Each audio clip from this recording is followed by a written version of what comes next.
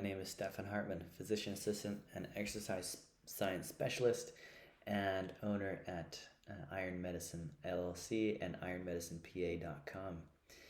Today I have principles of exercise science. I'm very partial to this. I did my undergraduate studies in sports and exercise science, and a lot has changed since I graduated in 2015.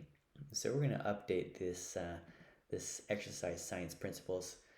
But we're going to start with some of the basics. So setting goals, tracking progress, building a program and progressive overload, consistency, calories in and calories out, hypertrophy versus hyperplasia, compound and accessory exercises, the different types of athletic activities you can do out there, and some pet peeves of mine in the fitness industry.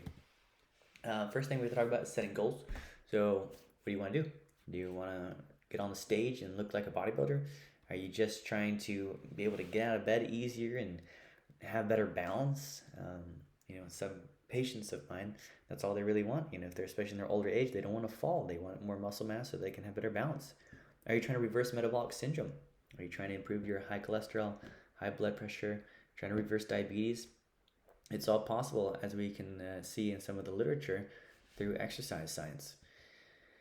So starting out, you need to track your progress. So you can get as simple as a journal and start out your basic weight, height, your heart rate, your blood pressure, maybe your body fat percentage. You jot that all down, and you're going to track also your weight that you're starting out. How much weight are you pushing on the bench press? How much are you squatting? Can you squat? Do you know how to squat? Track this all, document it, and you're going to see as time progresses, you're going to see improvements. Especially the beginner. The beginner gains are a real thing. You're going to increase the amount of exercise you can put forth, how much weight you can push. You're going to see your weight change, your muscle mass increase, your body fat decrease. This will all start happening relatively soon if you're following a good, well-built program. You can go fancy though, and you can get a DEXA scan, and that will look at your visceral fat. That will track how much muscle mass you have and how much fat you have. Probably the most accurate way to do this. But you can get those bioelectrical impedance tests. So you can get them on Amazon. They're basically a scale that you stand on barefoot, and it'll give you an estimate of your body fat percentage. While it's not 100% accurate, if you start out with this number, you can track it long term, and that's an accurate marker. If you're using the same machine, you're standing on it with the same dry feet, it's a pretty good one. You can also go fancy and get blood work done. You can get a continuous glucose monitor if you have diabetes and want to track your blood sugar, because it will change for the better. This is an example of a patient, or I should say client, I had way back in my personal training days, and she had diabetes. She was quite overweight, about 315 pounds, had osteoarthritic knee joints. It was a tricky program I had to build for her because, some days she'd come to the gym and the knees were painful, and it was cold and wet and outside, and she couldn't squat, and everything ached. So we had to be adaptive and build program for her that worked for her. Now, while we didn't see the weight loss that we would have liked, I think mostly it was she wasn't quite honest with how many calories she was consuming. We did see her blood sugars improve. So this is a case study, mind you, but it showed that even though she wasn't losing weight, she improved her blood sugars. I know she went to her doctor once, and her doctor said, "Wow, your numbers look amazing. What have you been doing?" And she was like, "I got a personal trainer." And the doctor said, "Well, keep him. He's doing a good thing." And so that was quite invigorating to see at least that improve on her. And that just goes to show us how important tracking parameters are, right? Even though she wasn't losing weight, she was reversing her diabetes type 2 with what I was doing. And that was enough to keep her interested and keep her working. Consistency. So here's another client I worked with, and we again didn't see his scale moving very much, and I was quite confused. Like, well, we're doing everything. You're trying to eat better. We're working out 3-4 times a week. What's going on? And he's like, well, could alcohol have anything to do with it? I'm like, yeah. How much are you drinking? He's like, oh, just a couple drinks on the weekend with my friends. Like, how many drinks? 8-9 shots of vodka. 8-9 shots of vodka. That's like, I don't know, 800, 700 calories. That's gonna. He was, he was harming himself. So at least he didn't care about the alcohol harm so much, but he was caring about the scale, and we pointed out how much he was sabotaging himself on the weekends just with alcohol, kind of ruining everything else he was trying so hard to do. Nutrition and calories in, calories out. So a lot of health influencers on Instagram and YouTube, they focus on CICO. You may have heard of it, calories in, calories out. You will lose weight on this. I know there's a famous researcher who did like a Snicker bars diet or something like that. And yeah, he lost weight on it. Good for him. But when we look at the studies, especially in metabolic syndrome patients and type 2 diabetics, when we don't consider the quality of what they're eating and we just focus on the calories, we see how it can be harmful. Let's take, for example, Hamdi and Tasevi in 2018. Both low carbohydrate and low fat diets are effective in weight loss in patients with combined type 2 diabetes and obesity. But low carbohydrate diets are more effective on glycemic parameters, especially postprandial plasma glucose, glucose variability, serum triglycerides, and HDL cholesterol. Low carbohydrate diets are frequently associated with postprandial hyperlipidemia if dietary fat instead of dietary protein in these diets is used mainly to replace carbohydrates. Low carbohydrate, high protein diets are associated with increased satiety. Very low carbohydrate ketogenic diets reduce body weight and increase satiety due to ketosis, but long-term adherence is their major challenge. I'd say long-term adherence is a major challenge with anything in exercise and fitness. And a lot of studies will mention that, but it's a universal fact that if you don't stick with it, it's not going to work. Let's look at another one. I found this very interesting. Is diabetic Japanese men. And they looked at these diabetic Japanese men and what they were eating. So it was carbohydrates. They were eating carbohydrates. But the type of carbohydrate played a role on their glucose and their glycemic variability. So a calorie is not a calorie when it comes to the diabetic. There's one more I wanted to go over here. Let's see if it's here.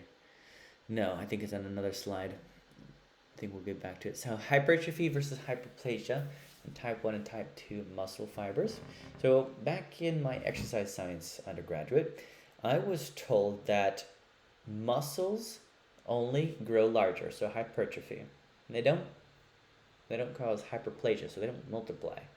But new studies have found that this is not perhaps true, at least in bird models. So what they would do, these researchers, they weigh down the wing of a bird, and they'd have this bird's wing weighted down for about a month.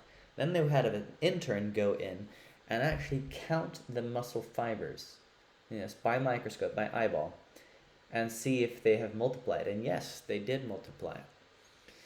The question is, how do we apply this to the human frame? Obviously, we don't have wings and we can't weigh them down. No one wants to weigh down their arms with weights. That might be a good training modality, but no one's done it. But if we look at some bodybuilders and they have these great physiques, I don't think it's just hypertrophy. I don't think it's just their muscles growing larger. I think they're actually growing more muscle fibers. The same way that we would grow more fat cells. So fat cells are known. They don't just increase in size, they multiply.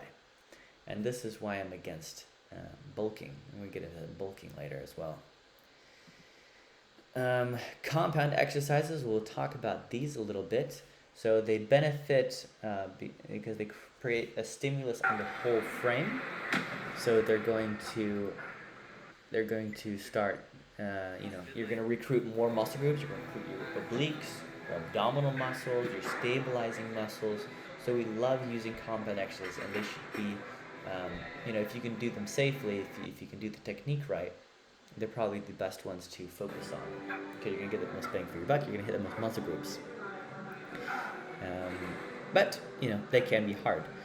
So we go on to the accessory exercises. And these are great as well, especially if you're getting a little bit tired or towards the end of the workout. You start on a machine and you do a focused exercise to really target a muscle group. And these can be done relatively safely, especially if you're getting tired. Let's talk about calisthenics. So these can be done anywhere. If you're standing around and you have air, you can do it. Looks like I'm frozen here. Let me restart my... Did I freeze him?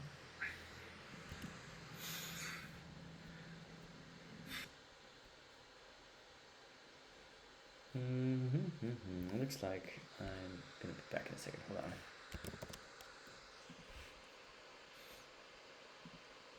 Okay, I'm back. All right, so calisthenics. Well, these, it can be done anywhere, as I said, under the sun. You don't need a gym for these. You don't need to pay a membership. Here's me back in the pandemic doing some exercises in my backyard. I had some weights, I had some sandbags, so I was doing squats, push-ups, you name it. Nothing was stopping me from working out.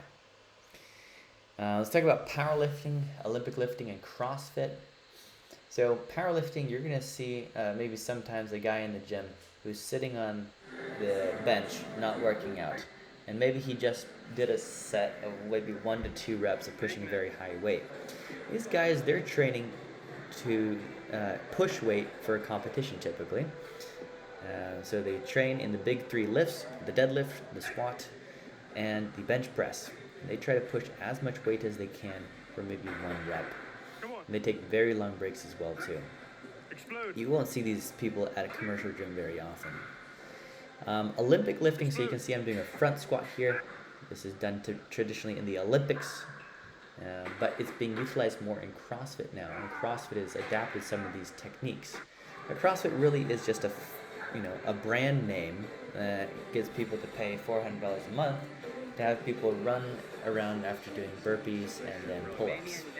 So anyone can do CrossFit. All it is high intensity interval training, which is a great modality, which we'll get into later.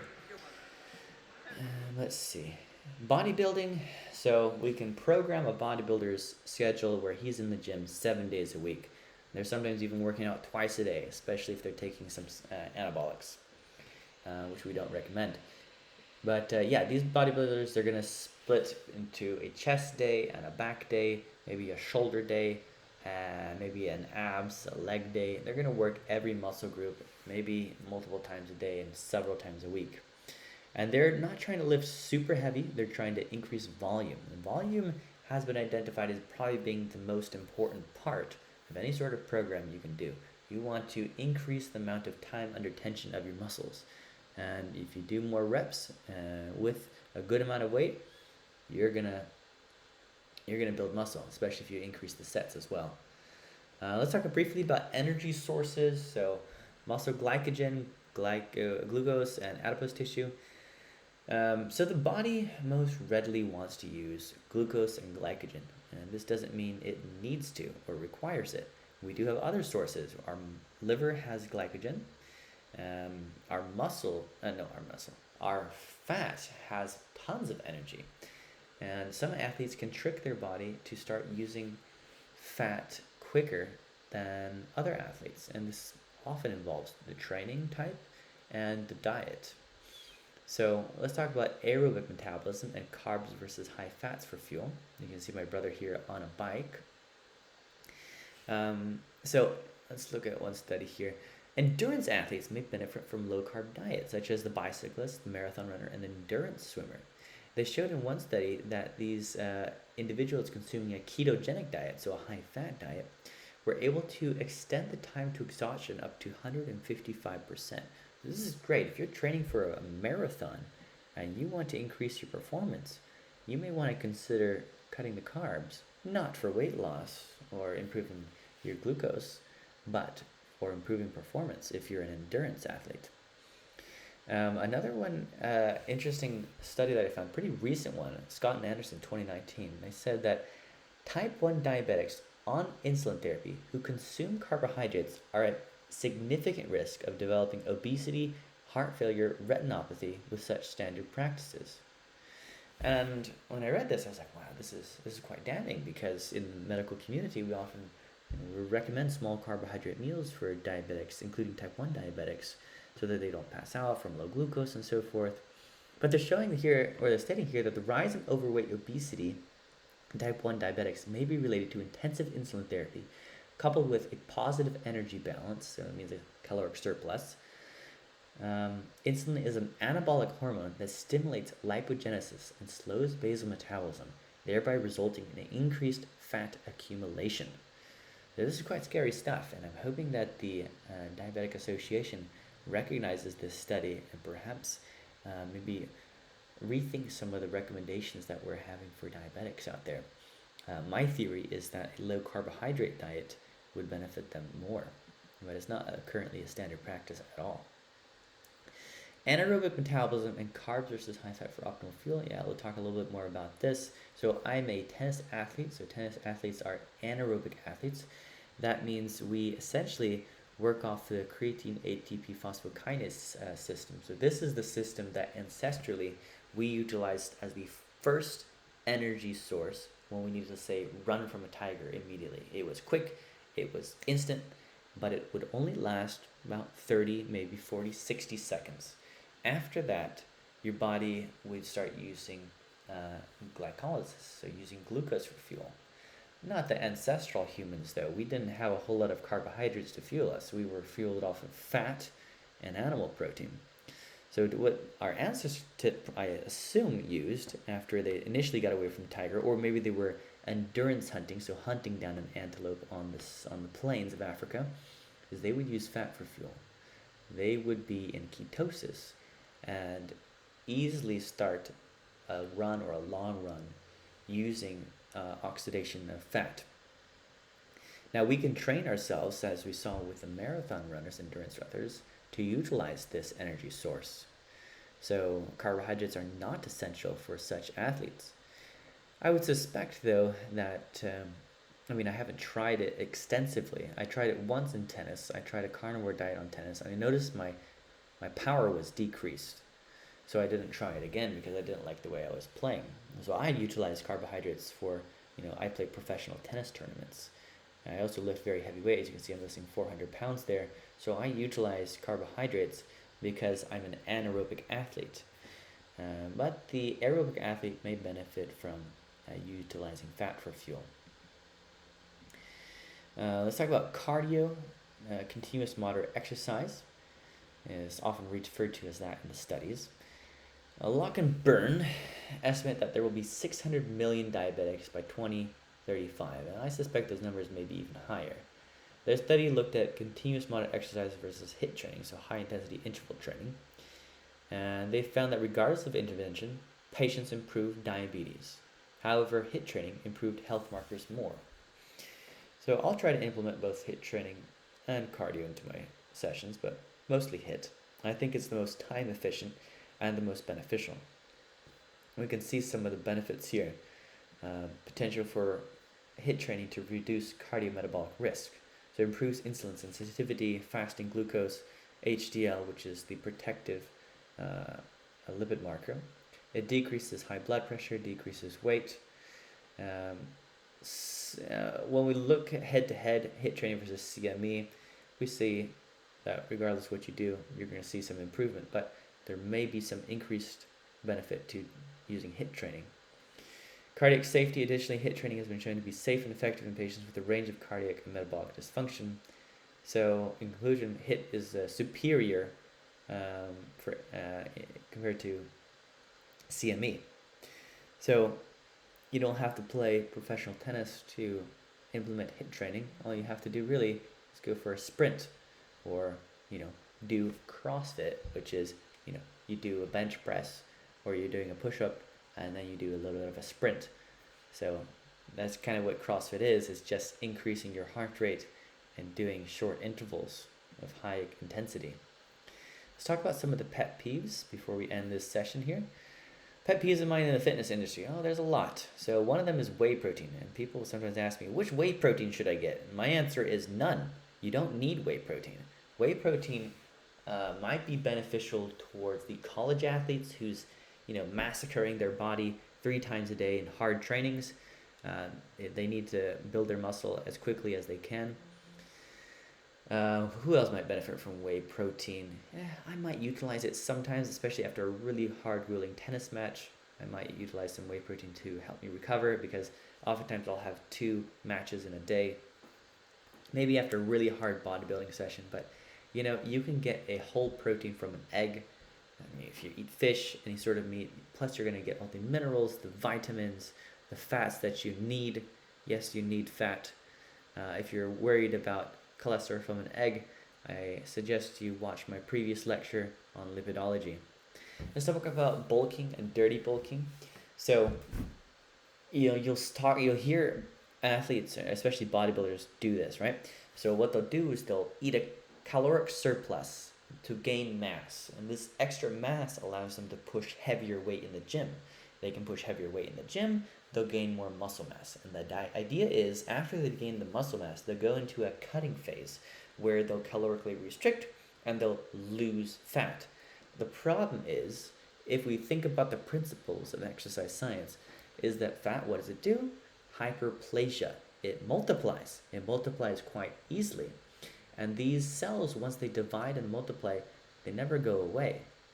Unless you get liposuction, but that's another story.